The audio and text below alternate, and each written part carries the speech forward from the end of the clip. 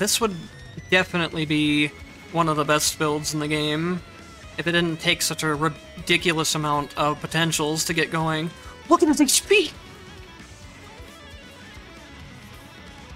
That was almost a one-shot of almost 200,000 HP Susanoo. My goodness, this build is insane. Hello everyone and welcome. Today I'm going to be doing a Susanoo run with a alternative playstyle, both in terms of how I'm building the character and how I'm progressing throughout the run. So the important mine crystals for this one is one of the shop items costs 90% less. I'm going to be visiting a ton of shops throughout the run, so that one's going to add up to a lot of value. I'm going to be running potential refreshes because I'm running an attack-based build on Susanoo, who doesn't really have a whole lot of attacking potentials that are good. She's mostly supposed to be a skill damage focused character, but this attack damage build for her is extremely strong. It's definitely in line with her skill build. So the rest is just stuff for damage, and rats can remove debuffs. Combo counter going up by 10 is something that's pretty good because she racks up a lot of hits, but it's definitely not necessary. You could even take off you could take off a couple of the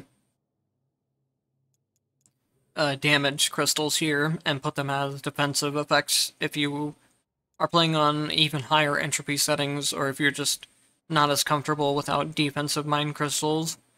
The build itself is going to do enough damage to make up for not having DPS crystals. So one of the important things is that if you want to do the same playstyle of progressing your runs, you kind of need to be at 70 entropy or higher. Because once you hit 70 entropy, this buff turns from you gain 50 more exchange points per tactic sold to you gain 100 more, which is going to add up to a lot of money throughout the run. I'm going to be selling off every tactic that I don't need, which is actually going to be every tactic, except for if I get ice ones, and maybe a couple others. Probably not, though. So for my legacy characters, I'm running Summon Ice Spike with Ice Spike Respawn. That's something that's strong on any character, so if you get that set up in your legacy, it'll be really good to put into any run, any build. Ice Spikes, and especially with its red effects, are just overpowered right now, especially compared to everything else that's in the summon slot. So that one is going to really help with Susanoo's early game. I've noticed she feels pretty weak in early rooms. And then something like this, or if you have Skill Chain Lightning on a character, the Skill Chain Lightning will help out a lot as well, or Skill Impulses. You just need something to help with your early game damage. Cold Attack and Frost Burst is something we've seen plenty of times before, and it's no real secret that it's one of the most broken things in the game. So that's going to be doing most of the DPS throughout the run, and allowing me to sell off every other tactic that I don't need.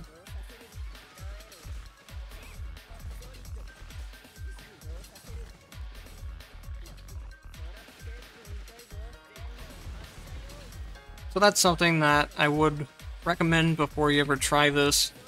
You have a pretty decent understanding of the game and the tactic systems and DPS values in general,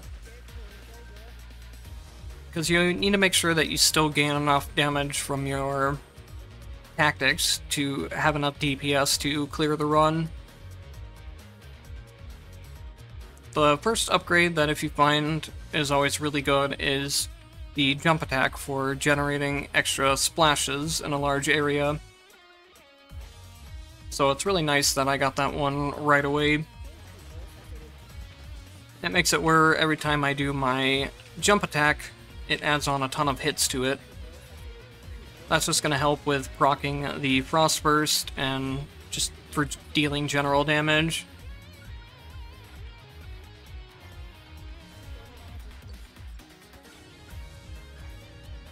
So I'll still be taking things like Ice Spike upgrades if I see them, or upgrades to the Frost Burst, but I'll be selling everything else.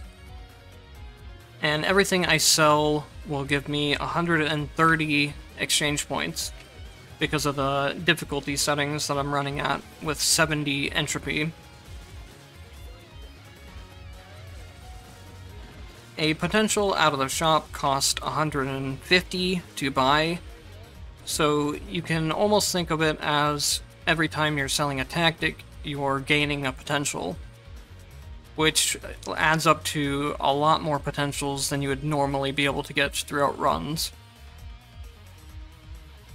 I'll go ahead and pick this up since it's here, the next upgrade, or the splash damage.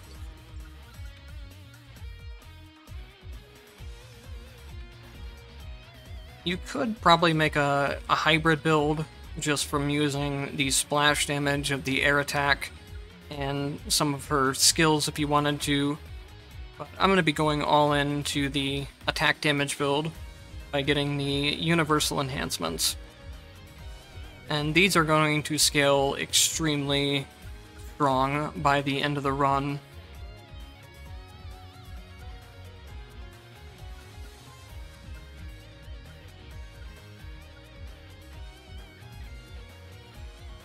It is a bit luck-based doing the shop things, because you could just not get potentials to show up in the shops. So that is one problem with it, but overall I'm usually getting a lot better runs out of doing the shopping stuff than by taking extra tactics that I wouldn't be really using anyways.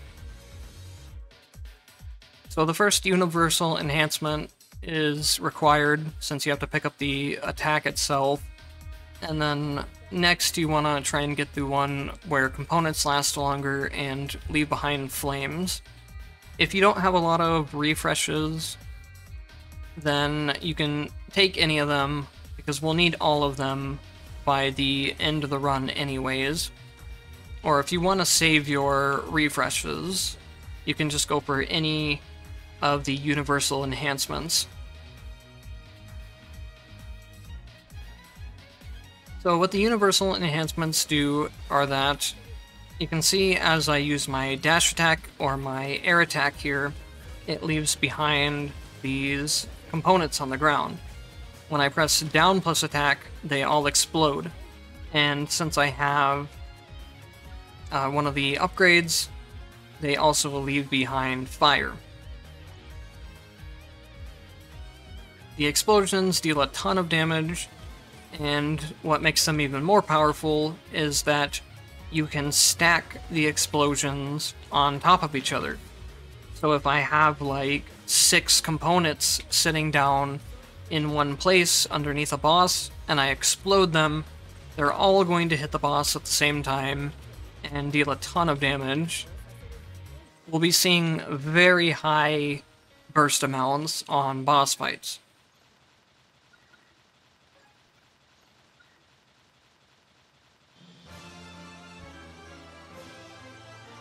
If you saw my video about Kokonoe one-shotting bosses, this is how I prepared for the clips that you saw in that video.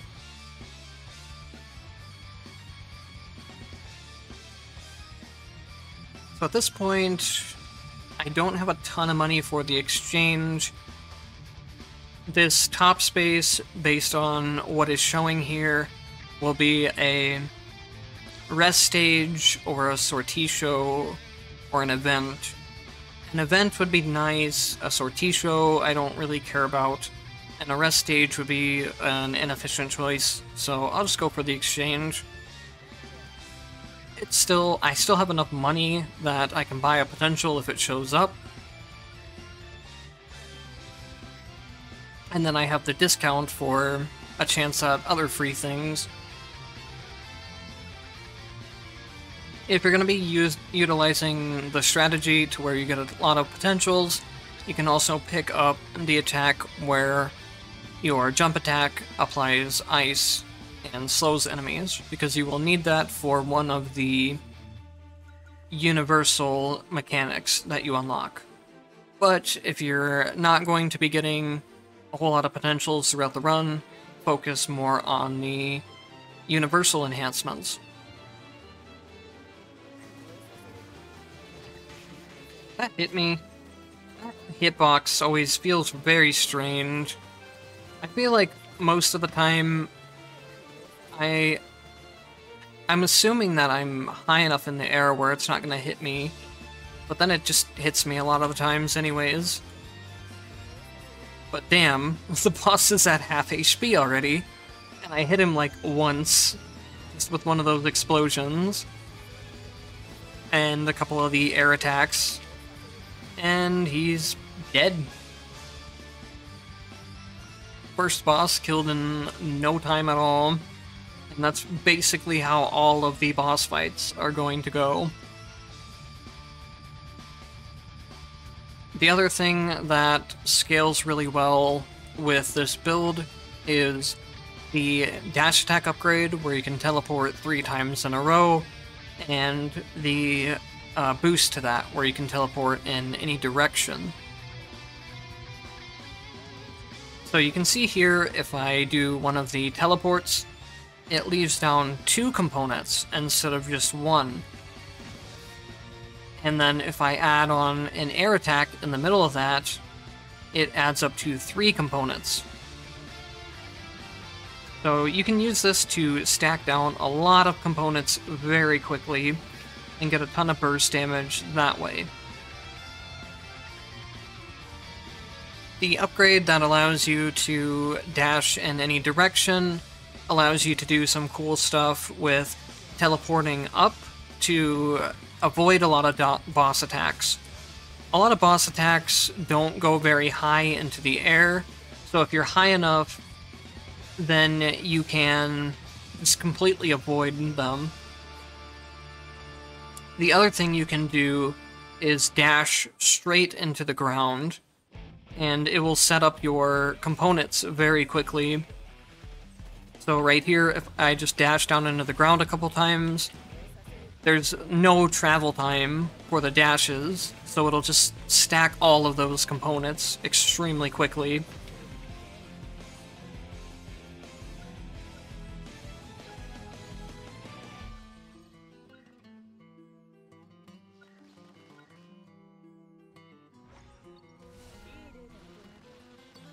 So now you can see that using the discarding tactic method and spamming out the shops, I got everything that was really vital to my build before I even finished stage 1.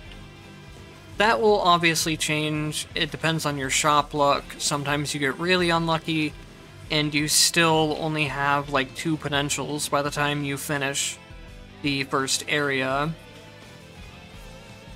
But either way, even if you get really unlucky in early stages, you just don't spend money on other things, you just save your money for later stages. And by the end of the run, it'll always work out to where you have a ton of potentials.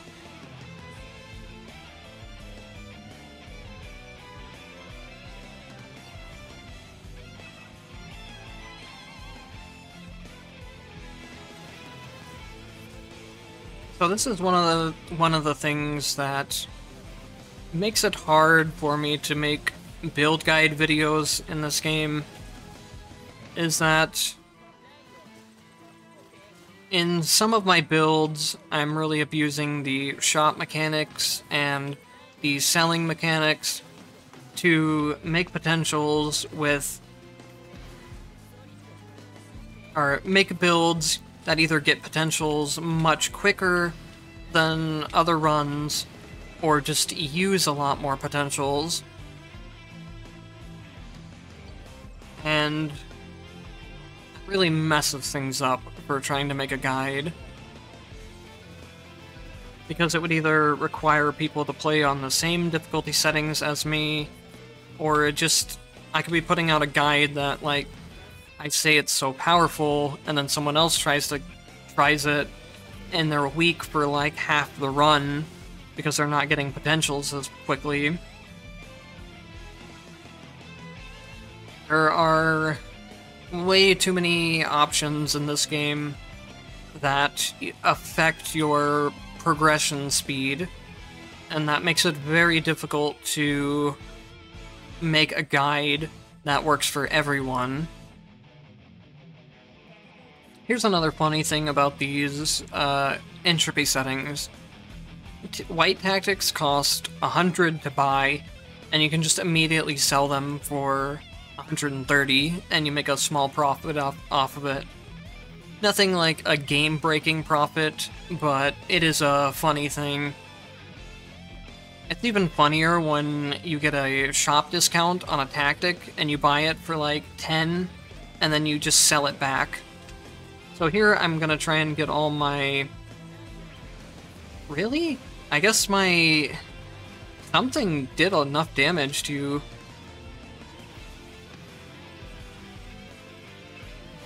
Alright, sorry, I had to focus on freezing him there.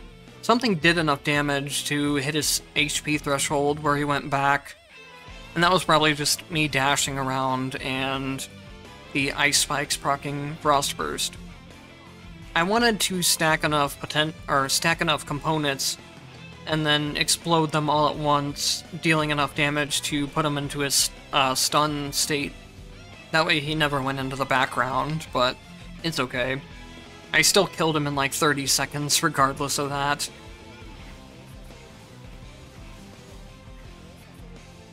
So one of the other reasons why you want to take the air attack, the one that says it generates more splashes, is that it activates a hidden effect to where anytime you use your dash, it also generates some of those splashes, which add more damage onto things just as you're moving around, as you're placing your components, and it stacks up a lot of hits for Frost Burst as well.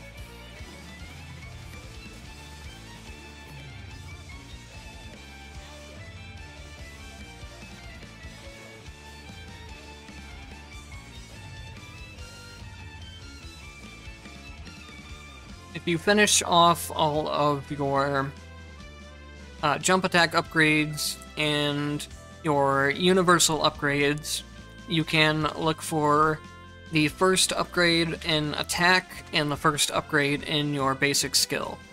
So it'd be the first upgrade here, the second attack now fires small missiles, and the first upgrade here, there are double the missiles. That's just going to activate the last hidden effect of your universal enhancement. As far as I've been able to tell, you get the other three just from having all of the universal enhancements themselves. But the one on the top, you need the first upgrade here and the first upgrade here. That combination of two upgrades adds a ton of hidden potentials for some reason. I'm not sure why there's so many stacked onto that. We'll see it when I pick it up, that it gives me like 6 hidden effects.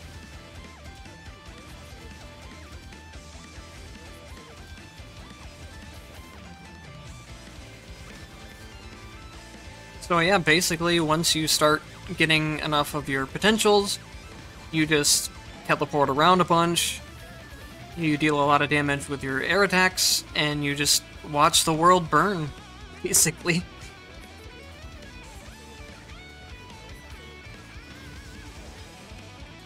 The other thing that makes the build strong is that the damage over time that the fire is dealing with its hits is also stacking up on Frost Burst.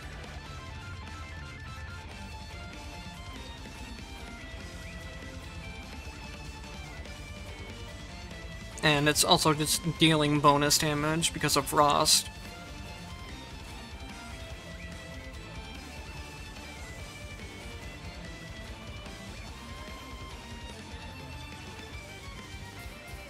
So, from what I've been able to see, it seems like the way that Frost, the extra damage from Frost is working, is that it doesn't make the attack itself deal extra damage. It deals an extra source of damage itself, which makes these multi-hitting builds a lot stronger with the Acceleration Mind Crystal. That gives you damage based on your combo count. So that's another thing you can keep in mind with Frost builds.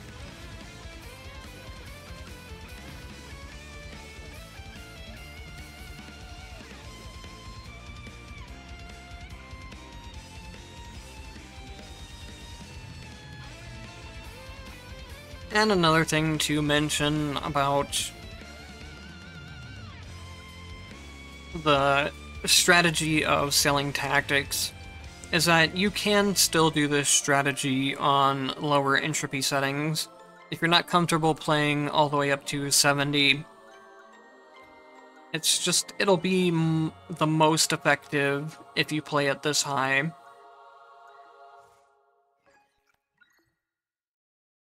See, look at this. I unlock the upgrade that I was talking about, and it gives me 6 hidden effects at once. 2 of those are on the same attack, but still, unlocking 6 hidden effects at the same time is pretty insane.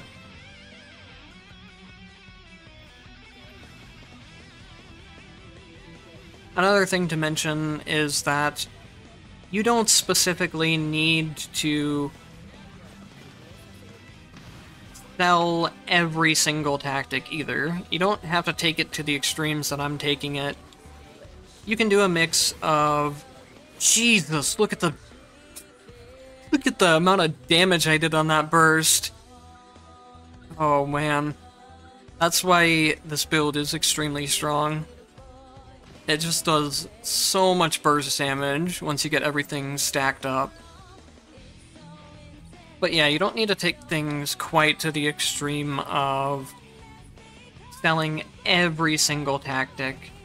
Even if you just want to incorporate some of the build into the run, where maybe you have a tactic like Skill Chain Lightning is a good example, to where just the Skill Chain Lightning on its own is pretty good for damage. That's a good time for it to show up, so I can show it on here.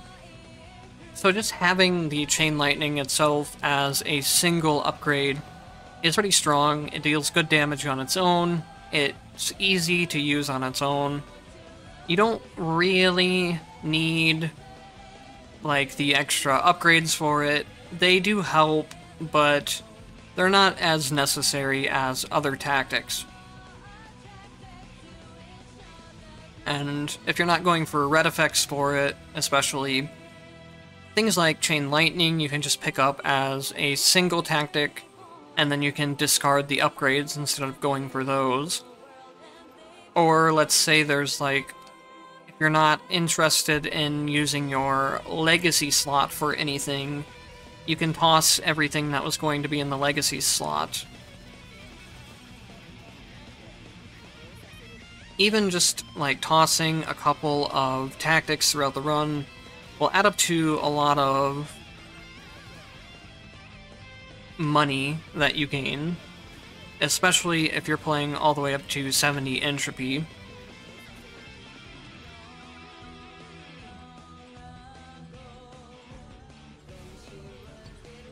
It's kind of weird if you're playing on the normal setting instead of using entropy settings.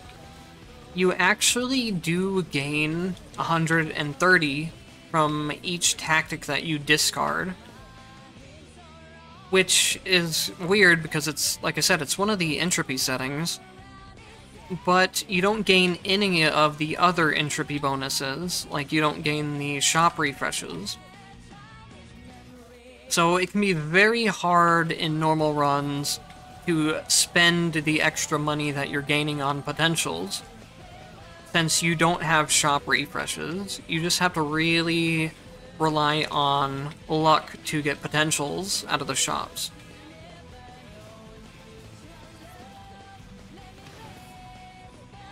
And you can apply this in a lot of other ways too. It doesn't have to be specifically using your money to only buy potentials. If you're going for a build that is very skill damage focused, for example, I'll use this on a lot of those runs too, and that allows me to buy a lot more MP by the end of the run.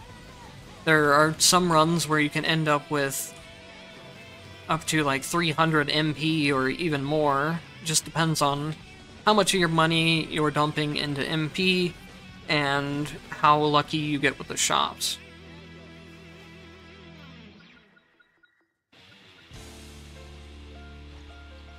But even though luck is a factor for the shops, it's not a factor in a way that you're going to end up with a run that's weaker by doing this. You're still going to end up with a very strong run by the end of the run, as long as you're making good decisions about which tactics you want to get rid of and what you're using your money in the shops. One thing that you want to be careful about is using your money wisely in the shops. Refreshes will add up to a lot of extra money if you're just haphazardly, randomly spending them throughout the run. And same goes for if you're just buying every random thing you see in the shop.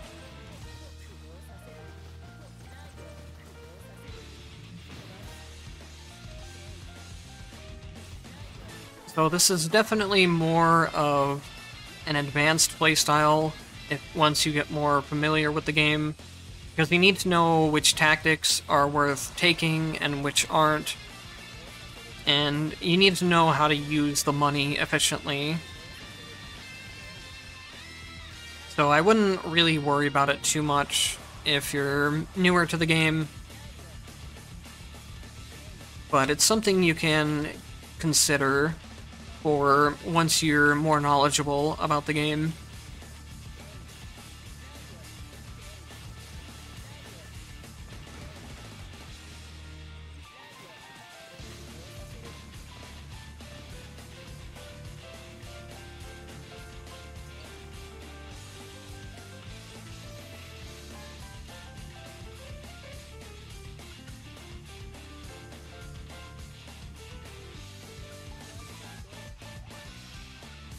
Oh, I don't know why. This isn't, like, much of a choice at all. This one's just obviously the best option.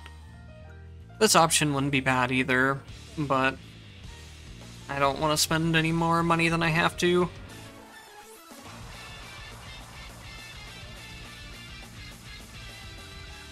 Another thing you have to really pay attention to if you're doing this is making sure you prioritize shops.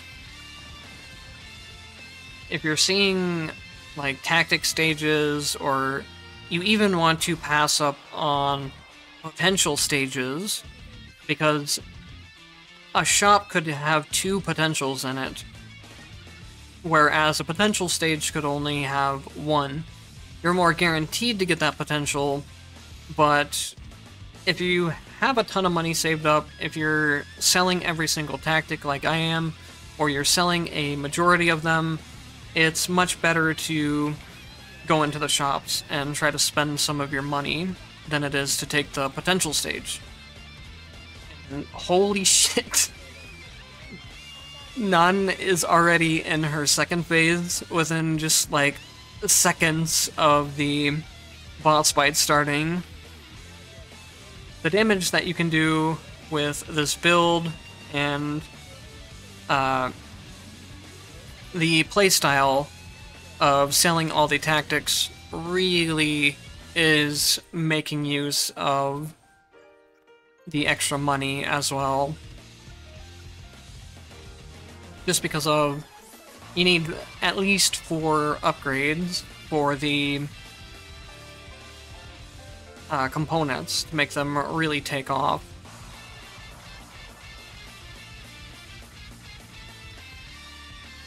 The other thing that you have to consider for discarding tactics to buy potentials is that there is a damage boost system in the game for taking potentials. Let me check my buffs before I spend money or go into that. So I need to get rid of the damage taken. Perfect.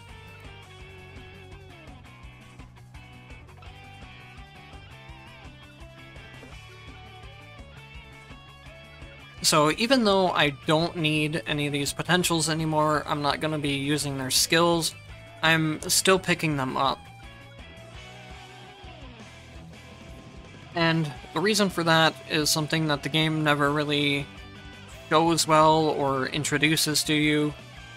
It's easiest to see if you go into your potentials on the pause menu and then training details. You can see here for this example, when I'm looking at my attack, it says I have a damage plus 20% bonus. That is a damage bonus that I have just because I have 1 upgrade into it. Every upgrade you put into a potential gives you a 20% damage bonus for that potential. So in this case, it would give me a 20% damage towards my attacks. You also get another 20% damage bonus towards your total damage, which you can see up here right above that. I'm currently at 320% bonus damage, which is extremely high. It's a lot more damage than I would be getting from the DPS of the potentials themselves. And again, that's because I have Frost Burst, which I know can deal all of the tactics DPS on its own. You still generally want to have a little bit of tactics damage, especially to carry you through the early game. The extra damage that you get from potentials, in my experience, always really adds up the more that the game goes on. So when I've done no tactics runs, I still feel pretty weak for like the first couple areas, and then I end up outscaling the damage just because of how much of a damage increase I have here. When we go down to my universal enhancement, you can see I have a 100% damage bonus, and that's stacked on top of my total damage bonus of 320% here. So by using this strategy, I have pushed the damage of the components to the max amount of possible. Oops, why did I go back into the shop? So you can make really good use of this on a lot of characters that can stack all of their damage into one ability. And then for your tactics damage, you can also contribute to that damages, or to that ability's damage, just by having Frost Attack or Frost Cold. That's one of the reasons why the Frost Attack and Frost skills are so good as tactics, in that they give you extra damage on your attacks themselves instead of being tied to their own DPS. So like, if I had Light Spears, for example, the damage that the Light Spears can do is tied to how often I can summon the light spears. Whereas the damage I can deal with cold attacks is the amount of hits I can do on my character. So it directly scales with my build and the way I'm playing.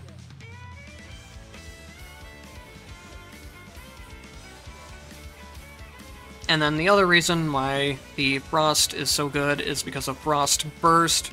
It's just one of the highest DPS tactics in the game, especially when you consider what I was just saying about how it's not locked to a set cooldown, it's not locked to really set damage amount.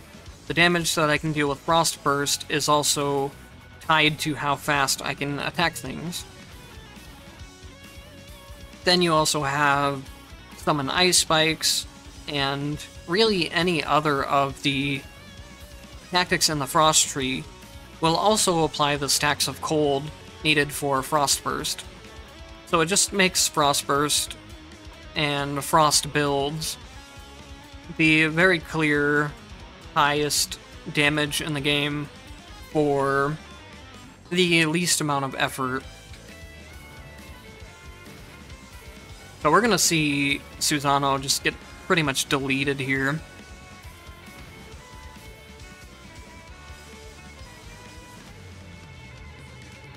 That's phase 1 already dead.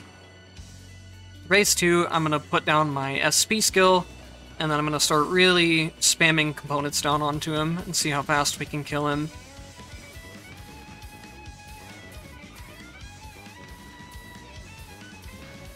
Look at his HP bar just completely disappear.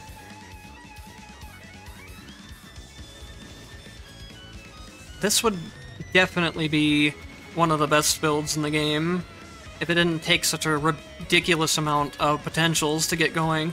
Look at his HP! That was almost a one-shot of almost 200,000 HP Susanoo. My goodness, this build is insane.